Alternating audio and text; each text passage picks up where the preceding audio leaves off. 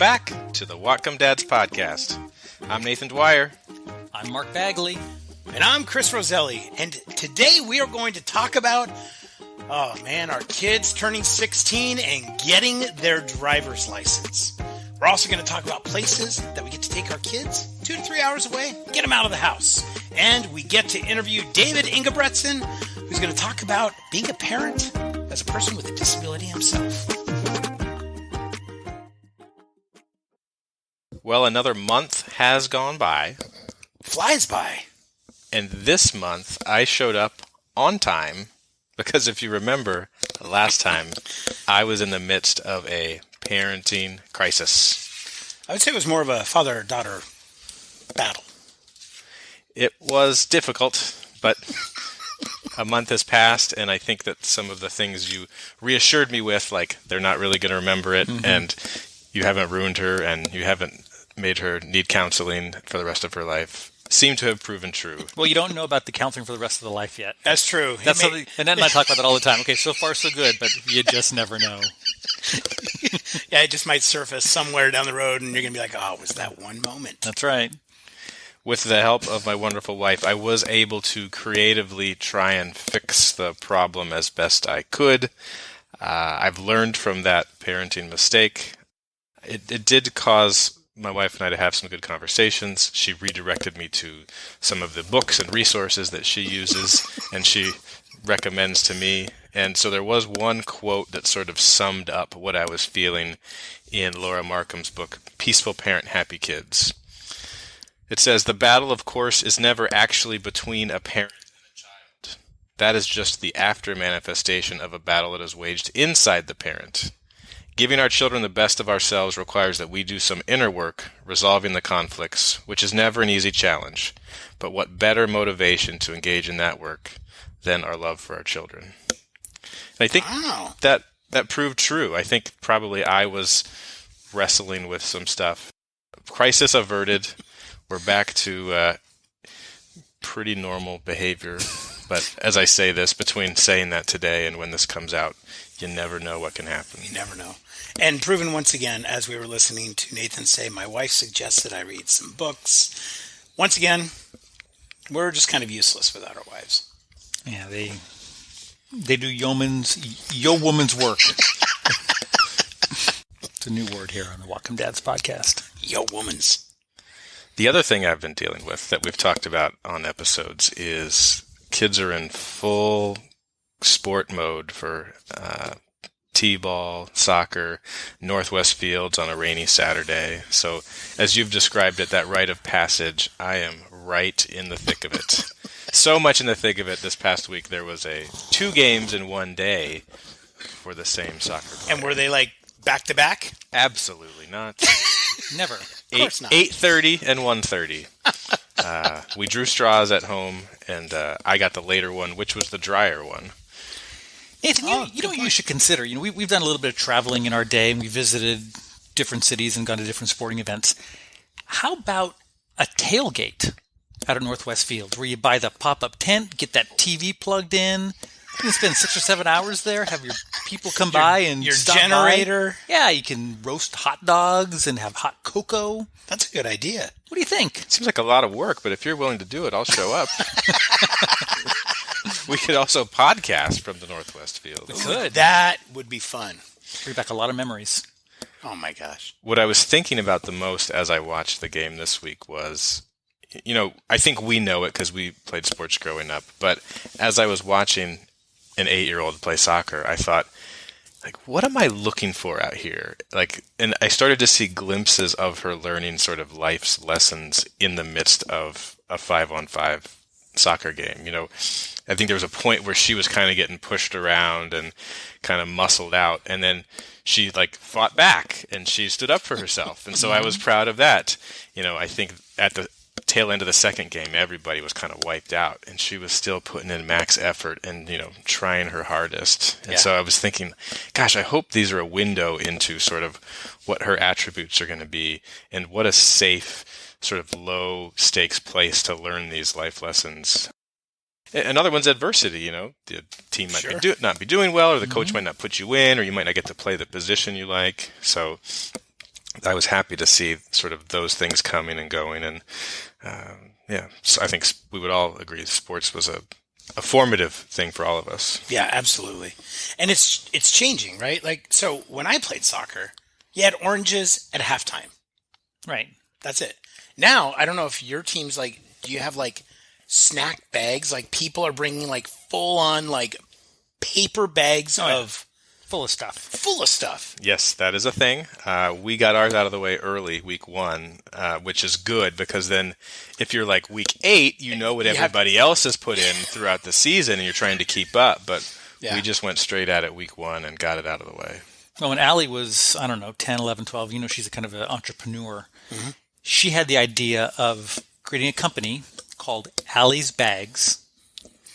I remember this. And creating bags, taking orders the week before, and then delivering the bags to the field, to that parent of that week, already pre-done. So chips and a Capri Sun and I think cookies, and have different levels of, what people could order and buy, and then she'd put it all together. I think it lasted 1 week.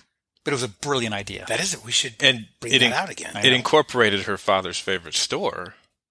What's that? Costco. We got to go to Costco. Oh, absolutely. Did a lot of shopping at Costco. On Saturdays. Yes. So did she actually get customers?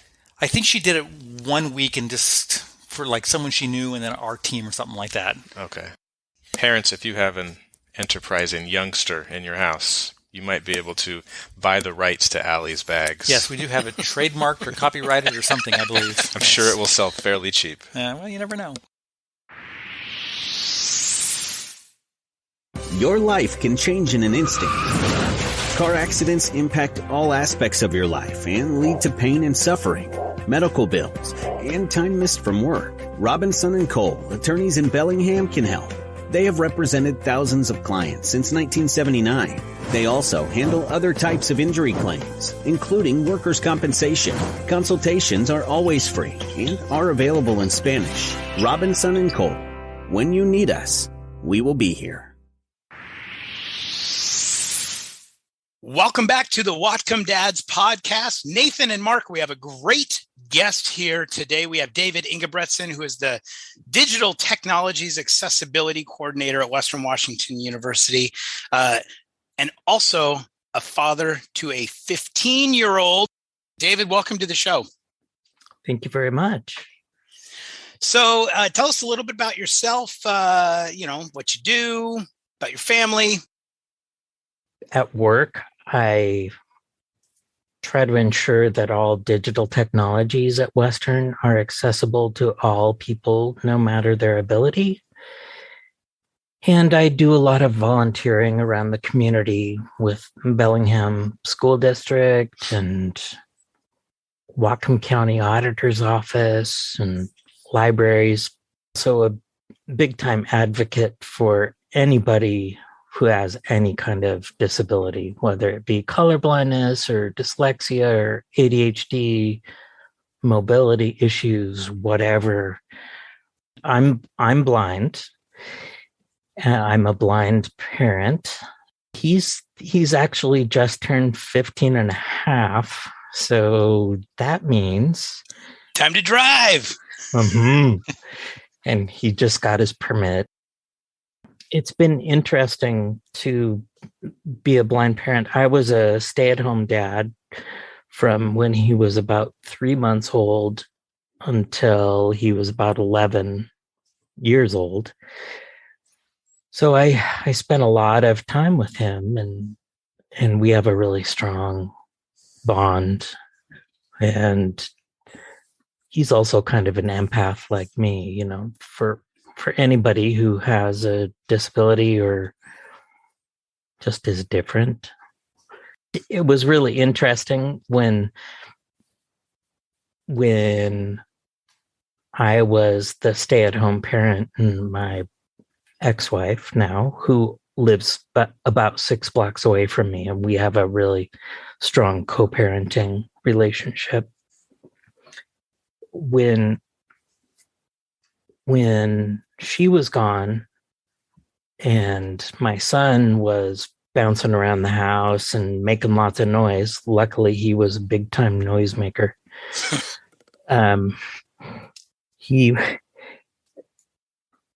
if it got quiet, I knew something was wrong. So, sounds like my house, actually. Yeah. Even today. Every house, right? Yeah, when the kids are quiet, there's a big problem. It's too quiet. Yeah. So maybe it's not that different for a disabled parent like me from somebody with normal, quote, normal vision or normal abilities.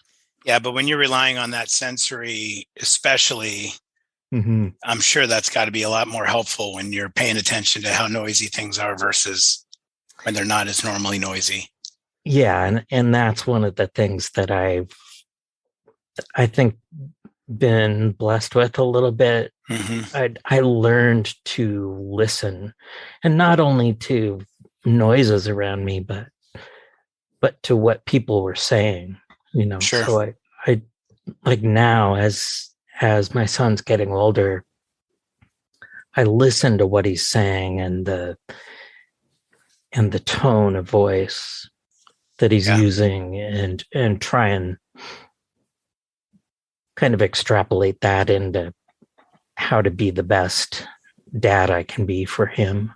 And David, that's a really interesting perspective, because I think that something I was guilty of as a parent is maybe not always listening to really understand as a dad. And so that's really interesting to hear you say that, because you might and probably are getting a much different perspective on your son than probably I ever did with my kids, because you're so intent in doing that. Yeah, and I rely on it too as my like warning signs of where I need to interject my parenting. At least what I've noticed is that having a parent or sibling with a disability a lot of times provides perspective for kids being raised in that environment that their peers may not see or have. Do you find that with your son? Do you think he's got a little bit of a different understanding or perspective than his peers? Yeah, for sure. And also his friends that he brings over or brought over before COVID times. Yeah.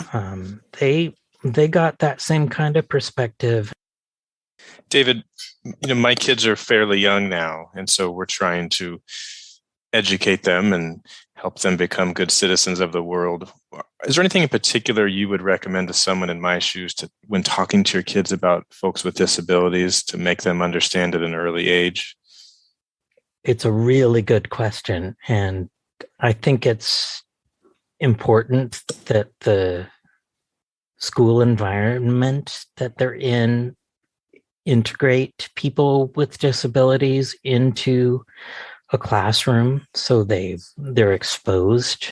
The kids themselves, if they are never exposed to somebody that's different than them, then they'll never learn how to understand people that are different than them. Could you maybe tell us how you got creative with some of the parenting tasks that you had with your son as he was growing up? I have very, very fond memories of when he was a baby. And like I told you before, just listening intently. And I spent a lot of time preparing. So like if he got hungry, I knew the food would be right there. So I was just ready for that hangry reaction. Yes. Know it well. Did, yes. Back to listening. I mean, that was the only way I learned, because as a blind person, it's difficult to pick up on visual cues. So I really had to dive deep into hearing things and not being judgmental in the moment about the things I'd hear unless there were safety issues. Oh, sure.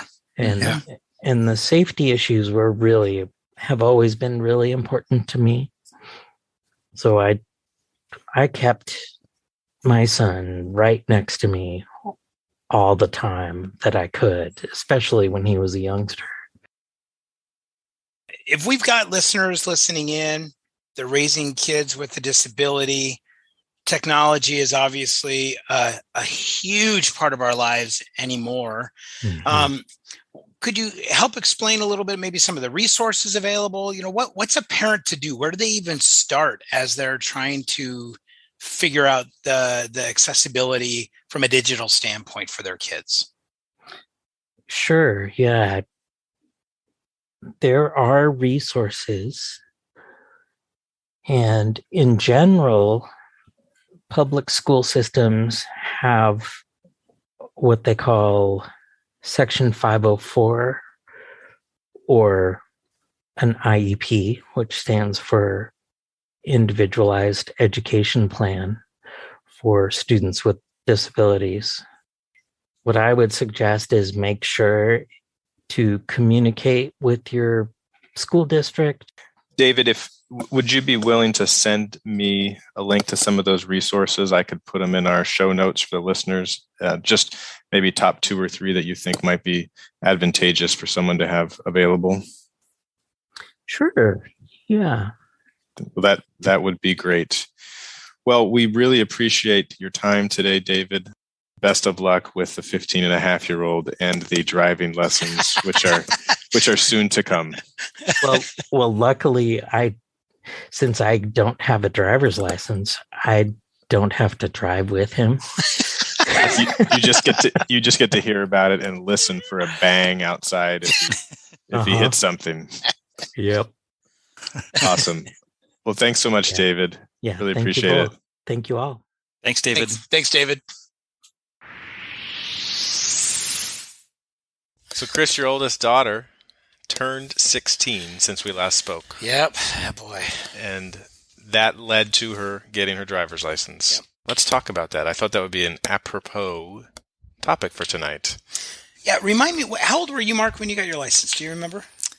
It was 8 months after my 16th birthday. Okay, so you weren't in this huge rush, and I was 17. I really had no interest. No, so Lexi, since she's been 15 and a half when she started driver's ed, she wanted on her 16th birthday, was ready to get her license. And licensing with COVID and everything else, she wasn't able to do it on exactly her birthday, but she got her license like a week after. She took her driver's test. I drove her there to take her driver's test, which you don't do it at the DMV anymore.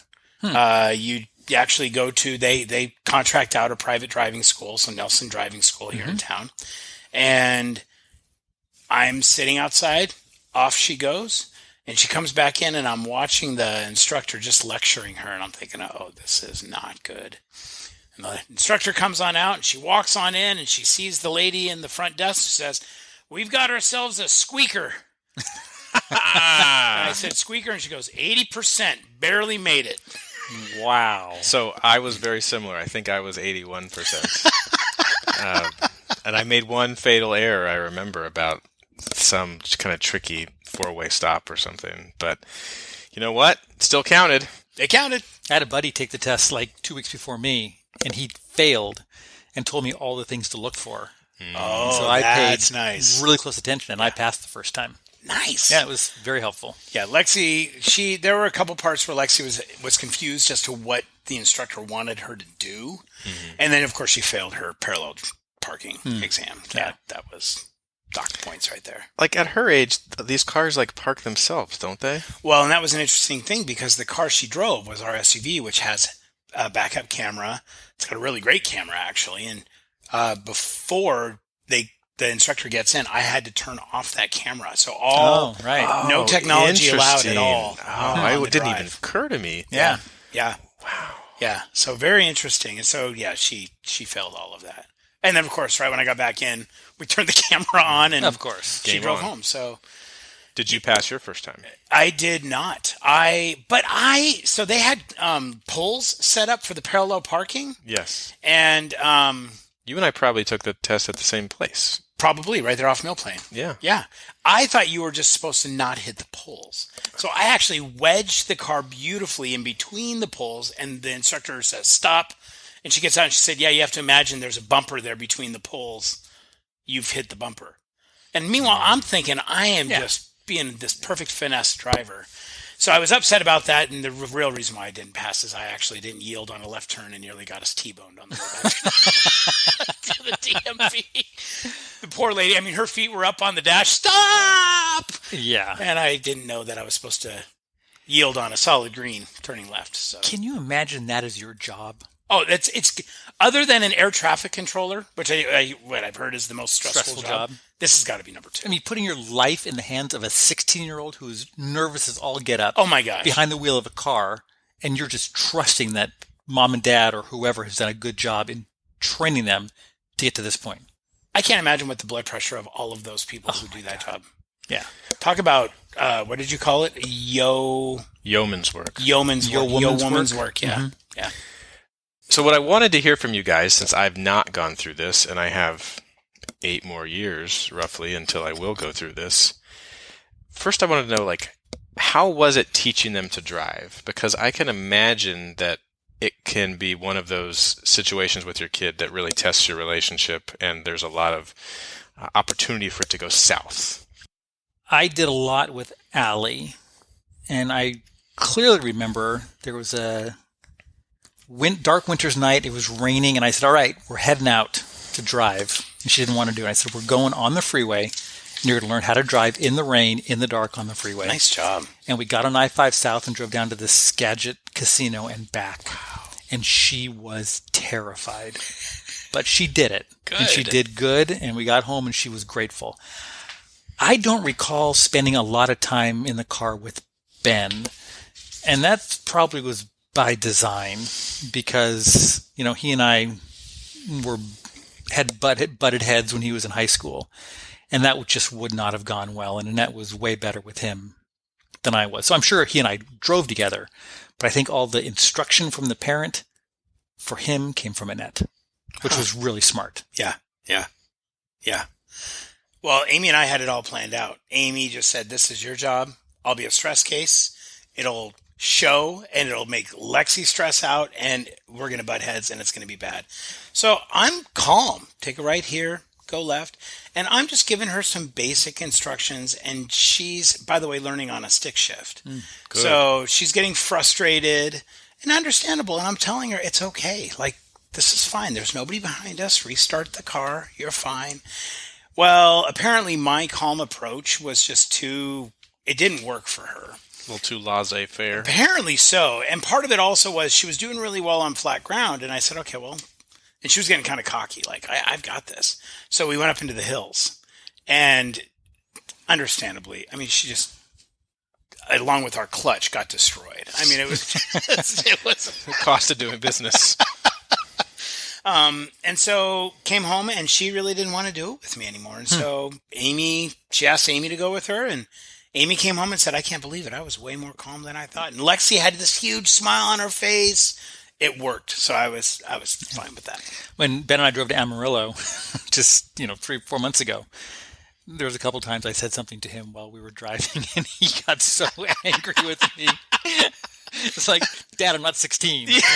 Sorry." Well, and what's funny is the other side of it is because Lexi's been going through all of these classes, I'm getting coached by my daughter about my lazy driving, right? Over the years, right? I'll roll a stop sign near my house. "Dad, you didn't even stop. Dad, turn signal." Actually, today on the way to school, "Dad, turn signal." Really? I hadn't even gotten close enough to turn the darn signal on. Of course I'm going to turn it on, but it's pretty darn funny. So what I'm hearing is patience is very important. Tons. And communication with your partner as to who's going to be best suited to handle this particular child, whether it's personality type or your ability to handle stressful relationships with that kid. And you also got to make sure your kid is ready. Just because they're 15 and a half, not every kid's ready to drive at 15 and a half. Some are knuckleheads. Right? Yeah, it's a privilege. So how do you know they're responsible enough? You know your kids, I think. I mean, we felt good about our kids. Yeah. I'm sure you felt good about your kids. Yeah. I mean, you got good kids, so they're not going to be a problem. But you just have to pay attention to that kind of stuff. If they're easily distracted, that's kind of a warning sign. If I don't know. I mean, I think so. Like, we haven't talked about kids getting phones too, but I've thought about like, okay, well, when are they going to be able to, do all the things to take care of a several $100 device? And so I wonder if those sorts of things start to tell you as a parent if they're responsible enough, if they're thinking these things through. Yeah, certainly. You have to teach your kids that like this is serious. Yeah. The number of accidents with teenage drivers is... and I still worry about that. I mean, Ben drove to Arkansas this weekend from Amarillo to go watch baseball. And he was driving home last night, and there were terrible thunderstorms in the Midwest. And I was tracking him the whole way. He's 22 years old. Yeah. I mean, living on his own. And you still worry. I still worry all the time about this. Yeah. I asked Amy about that too, as Lexi took off tonight, actually, to take Alyssa to Joanne's to go get some stuff. And I asked her, I said, are you worrying? And she said, I can't let my mind go there. Otherwise, it's just going to be too much to handle. And so, and I'm kind of in that same boat. We trust her. We know that, we're doing the best we can to help her be as successful and safe of a driver as possible. But you can't let it consume you and paralyze you. But you still got to pay attention. Yeah. Yeah. So you use the tracking apps. Do you still use it on both kids? Oh, yeah. Have you, Chris, instituted those things so you know where they're at? Yep. And actually, it's funny. Lexi got turned down a wrong road off of Lakeway down somebody's driveway. She calls me in tears because she's on this driveway. It's a super steep driveway, and it's rush hour on Lakeway. And she's got to go up the driveway, stop on the uphill incline, and go out onto Lakeway during rush hour. And she doesn't know how to go down this driveway. She's afraid to go down into the parking area of this person's house. And I pulled up the app, 360 app, and I'm like, oh, I see where you're at. Okay, yeah, no, just go to the bottom, turn around. And then I actually walked her through the parking brake trick, and holy cow, on the first try. Like, I'm sure there's still smoke billowing in the air of what's left of my clutch, and the skid marks on the driveway. So you guys have found that app. Would you recommend that to other parents? I think it's great, and the kids have never minded. It came in super handy once. Allie left her phone in an Uber, and I was able to make the phone make a sound, and the Uber driver found it, and I called him, he called me, and we got the phone back to Allie. So from that day on, when she was in college, she said, you can always track my phone. That's great. And, it's just something, and they know where I am. They could find me right here, right now. So it's just kind of a back and forth. Oh, man. I'm glad those days are behind me. I'm glad... in 8 years, Nathan, I mean, self-driving cars. Right, they may not ever have a license. That's true. Well, to wrap up this segment, and we'll put a few links in the show notes to a couple articles I found, I wanted to give you guys a little quiz about my driving experience when I got my license. Okay. You ready? Ready. Was my first car a 1990 Honda Accord, a 1994 Toyota RAV4, a 1992 Ford Bronco, or a 1988 Volkswagen Jetta? I'm saying you're a Jetta guy. That's what was going to be my guess, but I'll say the Accord. It was the 1988 Volkswagen Jetta. I think I had a Wow, I had a Jetta as well. It's the first new car I bought. Wow. I wonder what year it was. That's so funny. So it might have been an 88. When I was in high school, no guys had Jettas, but all the cute girls drove Jettas. All the cute girls If had there was Jettas. a Jetta, the odds were very good. Always. That's so funny. Mine was an 88. So yours was an 88? Yeah. Mine was an 88. Yeah. Next question. Was mine black, red, blue, or white? Mine was white. I'm saying blue. yours is white. It was blue. Ooh, nice. So a little trivia on my Jetta. My Jetta was the car on Wheel of Fortune on the set that if you win the car, that was the show car that the person, quote unquote, won. They would then go to the dealership and pick out whatever they want. But when that car that I bought was actually on TV as the show car for Wheel of Fortune. And then, so how did you buy it? It went back to the dealership and I ended up buying it. No way. Yeah. Did they promote it like, hey, buy the Wheel of Fortune car? When I got there, the guy said, oh, as a matter of fact, here's the backstory on this car. No. Or Price is Right, one of the two.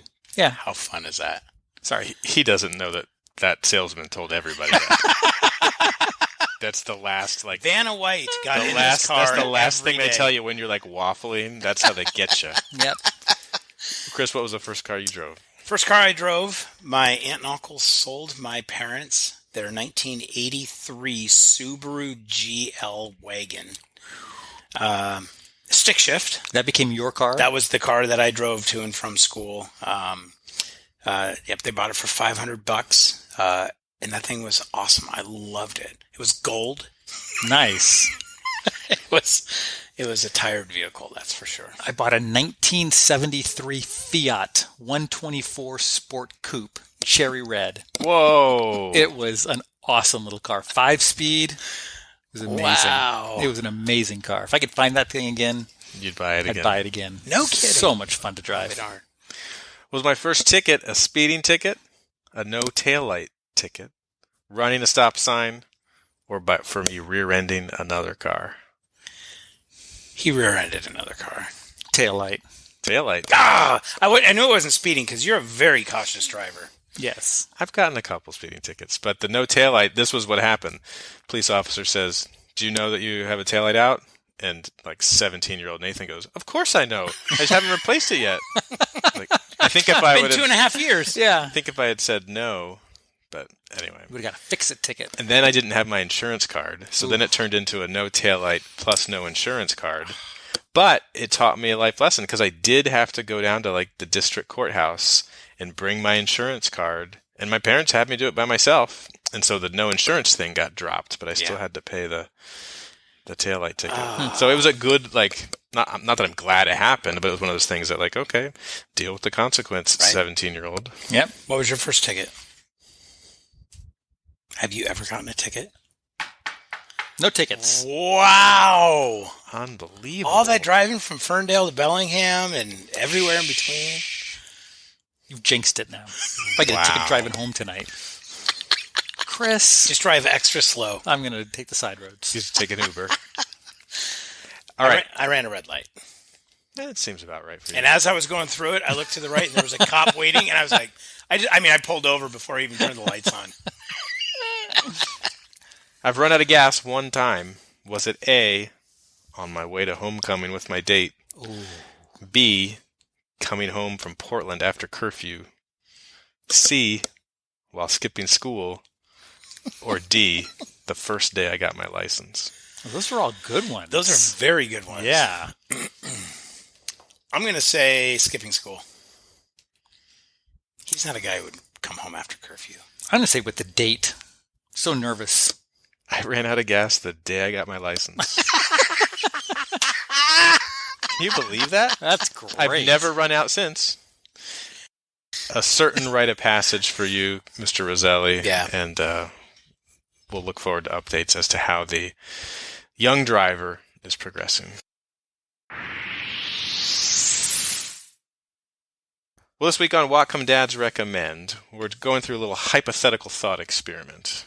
What if, on a Saturday morning, your spouse, partner, says to you, "I just need some time, and I need you to get these kids out of the house."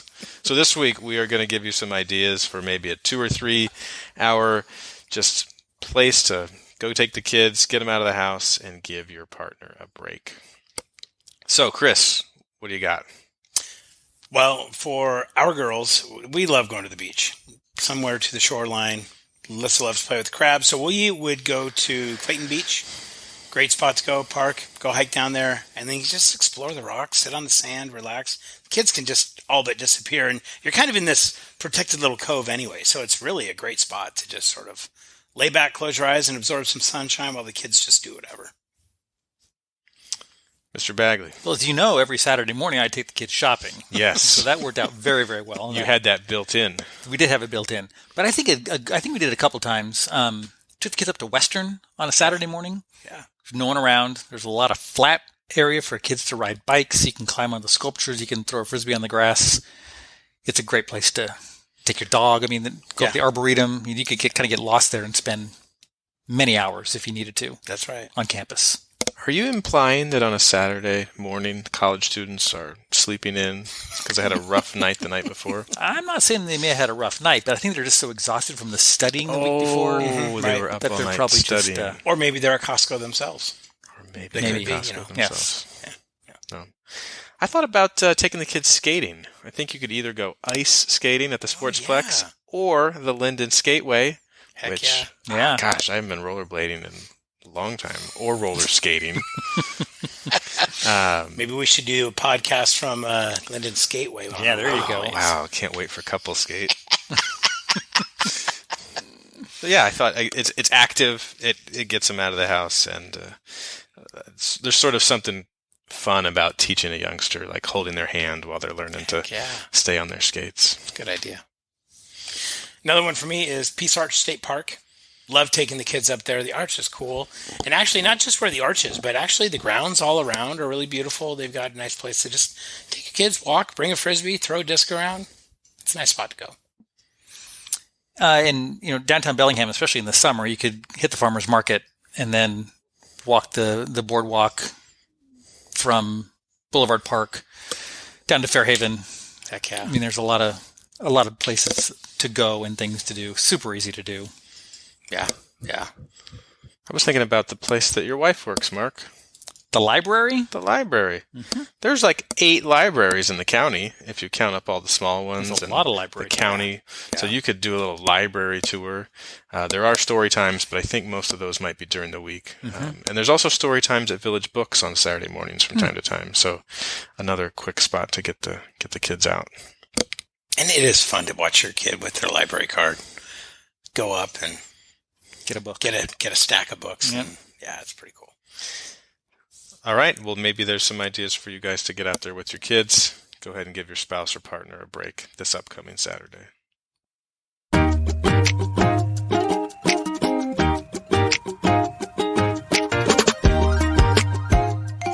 Thanks again to our guest, David Ingebretson.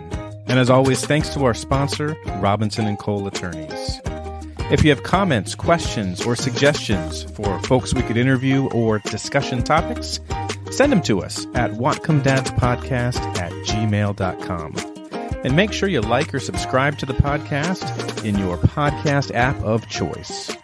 We've fallen into a good routine recording these about once a month, so we'll see you in a month.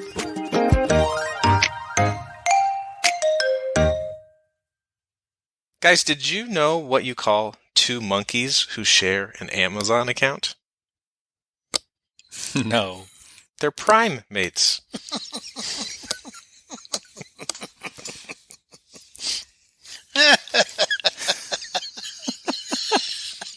That's a pretty good one. Just like that one.